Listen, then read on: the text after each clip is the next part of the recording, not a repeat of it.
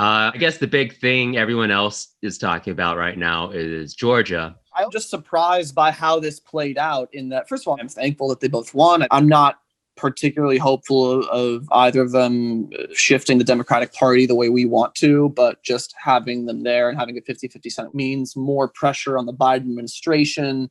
And anyways, I was just surprised that Warnock's race was more decisive than Ossoff's. I thought Warnock would have a tougher go of it and that Ossoff would win more easily. This was like an interesting election to test these theories about the relevance of race in the South, frankly. Like you might be inclined to think that just as a black man, Warnock would have had a tougher time in the South, but he's actually... Exactly. I mean, in my canvassing experience, that is what I saw. I did talk to some split ticket voters, but they were mostly Loeffler Ossoff voters, not Perdue Warnock voters. I'd love to hear those people and get a piece of their mind, because like, well, what leads you to those votes? Maybe it's not so much that there were like people who swapped positions, but it's just that Warnock brought more people in. And this is something we've hit on this podcast before, which is like the value of movement building and bringing people into the process and getting people excited. And I think maybe you can argue that like Warnock did that,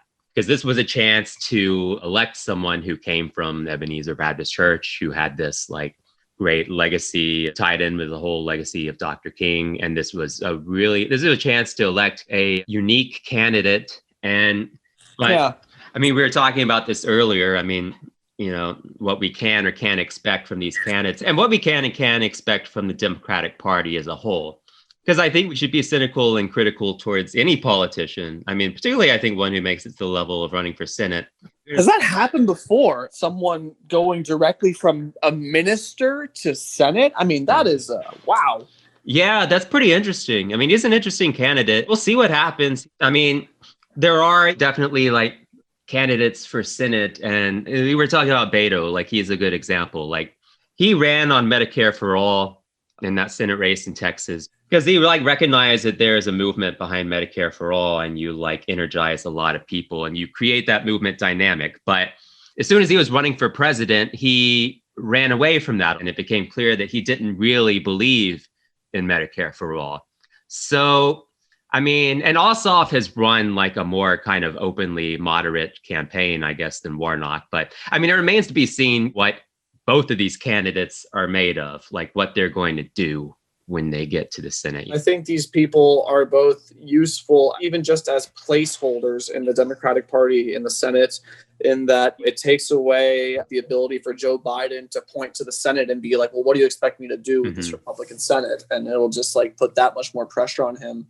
It'll make whatever progressive pressure gets put on him that much more meaningful.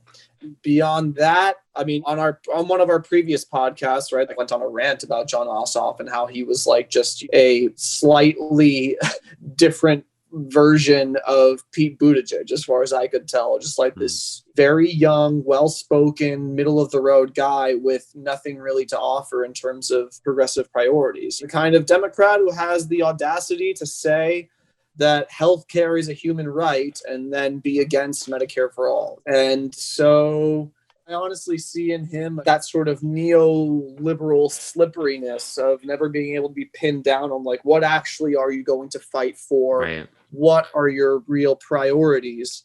And, because these neoliberals, it's fundamentally there's a disconnect between them and their base, right? They triangulate, and I think they frankly look at a lot of their base with a certain degree of disdain. There are definitely Democrats in places of power who are very ideologically driven. I mean, a lot of politicians, they're just politicians because like they have an ego and they are just driven by the fact that like they think they are the uniquely right person to be in this leadership position. But so the Democrats have the Senate now, and this is going to shape what our government is going to look like for the next at least 2 years, what we can expect from it and what the arguments are going to look like, right? Because if the Republicans still held the Senate, that's a different argument. Then we're saying that, well, there's stuff that Biden should do, but, you know, he can blame the Senate. Now the Democrats hold the Senate. And so it's really like a put up or shut up moment. We're going to have to really see what we can accomplish under the Democrats. and the limits of it. Yeah, it better not turn out like Obama's first 2 years where they Yeah. had similar position and kind of did fuck all other than, I mean, they did Obamacare. Well, I don't know if you saw this stat, but the rates of uninsured people, the level of uninsured people in this country is back at what it was before Obamacare. Right, because of unemployment. Yeah, because of Well, unemployment. even like before that, it was just a few years into Trump. And part of that is because Trump had undermined it, but it was